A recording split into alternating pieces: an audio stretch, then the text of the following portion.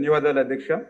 ఏదైతే చింతలపూడి ఎత్తిపోతల పథకం ఏదైతే ఉందో పోలవరం, గోపాలపురం, చింతలపూడి, దెందులూరు, ఏలూరు, గన్నవరం, నూజివీడు, తిరువూరు, మైలవరం, నందిగామ దగ్గర మరి 10-11 నియోజకవర్గాలకు సంబంధించి 4 జిల్లాలకి సస్యశ్యామలం చేసేటువంటి విధంగా 4,80,000 ఎకరాలకి మరి సాగునీరు, అదేవిధంగా 25 లక్షల ప్రజలకి త్రాగునీరు తీర్చేటువంటి ఒక బహుళార్థ సాధక ఎత్తిపోతల పథకం మరి యొక్క చింతలపూడి పథకం అధ్యక్ష.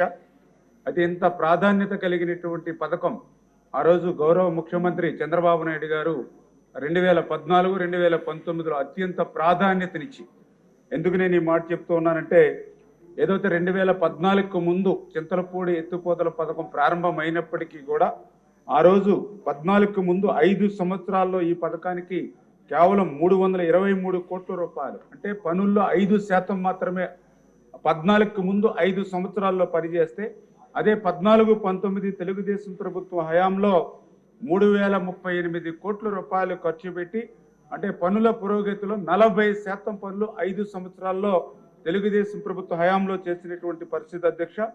మరి తర్వాత ఏదైతే 2019-2024 మరి గత ప్రభుత్వ 5 సంవత్సరాల్లో చూస్తే కేవలం 760 కోట్లు మాత్రమే, అంటే కేవలం 5% మాత్రమే పనులు ముందుకెళ్ళినటువంటి పరిస్థితి అధ్యక్ష. అంటే ఈ రకంగా 40% ఆ రోజు తెలుగుదేశం ప్రభుత్వ హయాంలో చేసినటువంటి పనులను కూడా గత 5 సంవత్సరాల ప్రభుత్వం నిర్లక్ష్యం చేయడం వల్లే ఈరోజు ఈ చింతలపూడి ఎత్తిపోతల పథకాన్ని ఈ రకమైనటువంటి దుస్థితి ఏర్పడినటువంటి పరిస్థితి అధ్యక్ష. రెండవది, ఏదైతే గౌరవ శాసనసభ్యులు కూడా 2014-2019లో ఈ యొక్క పనులు పురోగతి ఉన్నాయి. 2019-2024లో ఈ పనులు ఆగిన మాట వాస్తవమా అని ఆయన కూడా అడగడం జరిగింది అధ్యక్ష.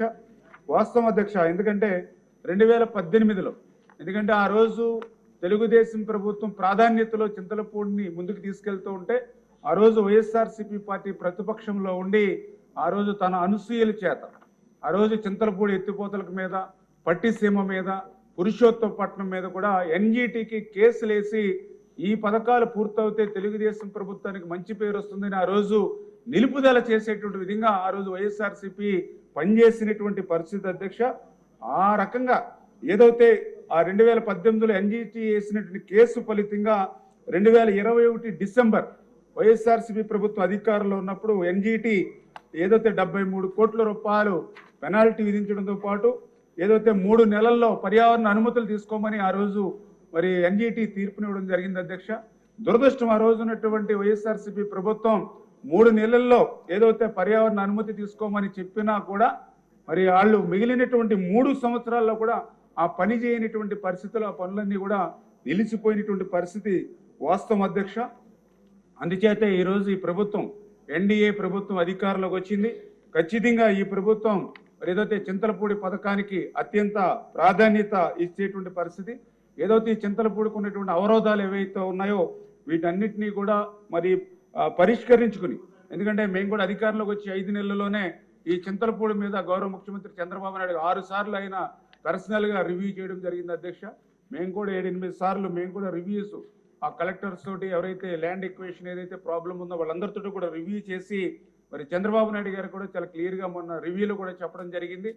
ఏదైతే ప్రాధాన్యత ఎత్తిపోతల్లో చింతలపూడి ప్రాధాన్యత ఉంది కాబట్టి దీనికి కూడా ఒక ఫస్ట్ ఫేజ్, సెకండ్ ఫేజ్గా ఒక 2,500 కోట్ల రూపాయలతోటి ఫస్ట్ ఫేజ్లో మనం దానికి నిధులు కేటాయించి ఒక 3 లక్షల ఎకరాలకి సాగునీరు, అదేవిధంగా త్రాగునీరు అందించేటువంటి విధంగా దీనికి ముందుకు తీసుకెళ్ళమని చెప్పేసి కూడా మరి చంద్రబాబు నాయుడు గారు కూడా ఆదేశాలు ఇవ్వడం జరిగింది అధ్యక్ష.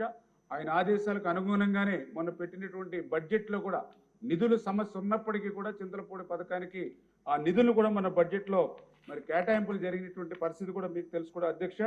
అదేవిధంగా ఏదైతే ఇంకా సేకరణకు సంబంధించి ఇంకా 934 ఎకరాలు ఇంకా సేకరణ చేయవలసి ఉంది అధ్యక్ష. ఇందులో కూడా మరి 4 రకాలుగా, అంటే ఒకటి, కొంతమంది రైతులు కోర్టులకు వెళ్ళి స్టేలు తెచ్చుకునేటువంటి పరిస్థితి ఉంది. కొంతమంది రైతులు కోర్టులకు వెళ్ళకపోయినా ఫిజికల్గా అక్కడ ఏదైతే వాళ్ళకి ఇచ్చినటువంటి అవార్డు ఏదైతే ఉందో అది అమౌంట్ సరిపోవట్లేదని కొంతమంది ఫైట్ చేస్తున్నటువంటి పరిస్థితి ఉంది.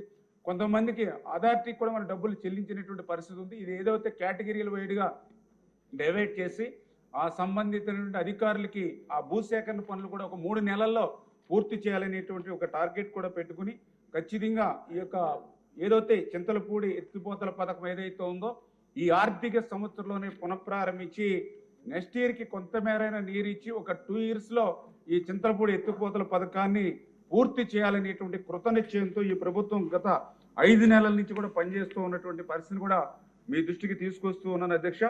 మరి ఈ సందర్భంగా ఒక చిన్న విషయాన్ని కూడా అంటే ఈ 5 నెలల్లోనే ఇంత కష్టపడి ఇన్ని నిధులు కేటాయించి ఈ ప్రాజెక్టుని ముందుకు తీసుకెళ్ళడానికి అటు ముఖ్యమంత్రి గారి దగ్గర నుంచి ఎన్డీఏ ప్రభుత్వం పనిచేస్తూ ఉంటే ఈ వైఎస్ఆర్సీపీ తనకి ఒక కరపత్రిక ఉంది అధ్యక్ష, ఏదైతే వాళ్ళ అవినీతి పత్రిక, ఏదో నిన్ననే వాళ్ళ పత్రికలో కూడా ఇప్పట్లో జల్లేరు రిజర్వాయర్ లేనిట్లే అని చింతలపూడి పథకం మీద వాళ్ళ కరపత్రిక సాక్షి అవినీతి పత్రికలో ఒక ఆర్టికల్ ఇవ్వడం జరిగింది.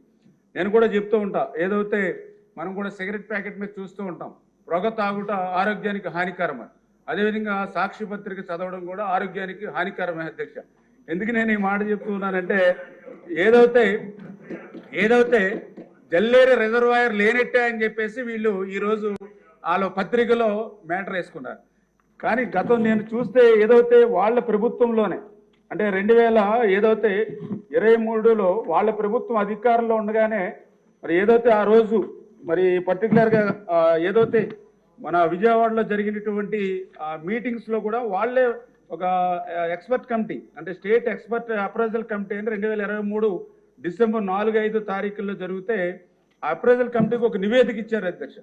వాళ్ళు ఇచ్చినటువంటి నివేదికలో చాలా క్లియర్గా submit affidavit for stating that no earthen dams and no reservoirs are proposed to be constructed in the project అంటే చాలా క్లియర్గా వాటిలో అఫిడవిట్ సబ్మిట్ చేశారు. ఈ చింతలపూడి ప్రాజెక్టులో రిజర్వాయర్స్ ఏమీ కూడా మేము ప్రపోజల్ చేయట్లేదని వాళ్ళే ఆ రోజు రిజర్వాయర్ని ఎత్తేసినటువంటి పరిస్థితి అధ్యక్ష. దాని తర్వాత మళ్ళీ వాళ్ళు గవర్నమెంట్కి కూడా ఒక లెటర్ కూడా రాశారు అధ్యక్ష. మళ్ళీ డిసెంబర్ 2023లో చాలా క్లియర్గా అందులో కూడా మెన్షన్ చేశారు అధ్యక్ష, Jalleru reservoir component is deferred oblique kept aside as Jalleru reservoir component exist in the original as well as revised administration approval given by the government. అంటే మేము ఏదైతే జల్లేరు రిజర్వాయర్ని వదులుకున్నామో దీన్ని పక్కన పెట్టామని చాలా క్లియర్గా వాళ్ళ ప్రభుత్వంలోనే అఫిడవిట్ ఇచ్చి వాళ్ళే గవర్నమెంట్కి లెటర్లు రాసి ఈరోజు ప్రభుత్వం మారిన తర్వాత ప్రతిపక్షంలోకి వచ్చిన తర్వాత ఇటువంటి బురద జల్లేటువంటి కార్యక్రమం వాళ్ళు చేస్తున్నారు అధ్యక్ష. ఏది ఏమైనా ఈరోజు ఎన్డీఏ ప్రభుత్వం కృతనిశ్చయంతో, ఎందుకంటే ఈరోజు ఏదైతే ఈ యొక్క 10-12 నియోజకవర్గాలకి నీరు అందించడమే కాదు అధ్యక్ష, దీని ద్వారా చింతలపూడి ఎత్తిపోతల ద్వారా పర్టికులర్గా నాగార్జున సాగర్కి సంబంధించి 2,10,000 ఎకరాలకు సాగునీరు అందించడం ద్వారా ఏదైతే నాగార్జున సాగర్ లెఫ్ట్ కెనాల్ నుంచి తీసుకునేటువంటి నీటిని మనం నిలుపుదల చేసుకోవడం ద్వారా అది శ్రీశైలంలో బ్యాక్ వాటర్ కింద రాయలసీమకు కూడా ఉపయోగించుకునేటువంటి అవకాశం ఈ చింతలపూడి ఎత్తిపోతల పథకం ద్వారా ఉంటుంది సార్ అధ్యక్ష. అందుచేత ఇది నదుల అనుసంధానంలో భాగంగా చంద్రబాబు నాయుడు గారి కళ. అంచేత ఖచ్చితంగా ఈ చింతలపూడి ఎత్తిపోతల పథకాన్ని చంద్రబాబు నాయుడు గారు ఈ ఆర్థిక సంవత్సరంలో ప్రారంభించి మళ్ళీ ఆయన ఈ యొక్క చింతలపూడి ఎత్తిపోతల పథకం ద్వారా ఆ యొక్క గోదావరి నీటిని ఈ యొక్క కృష్ణా ప్రాంతానికి అందిస్తాం అధ్యక్ష. Thank you.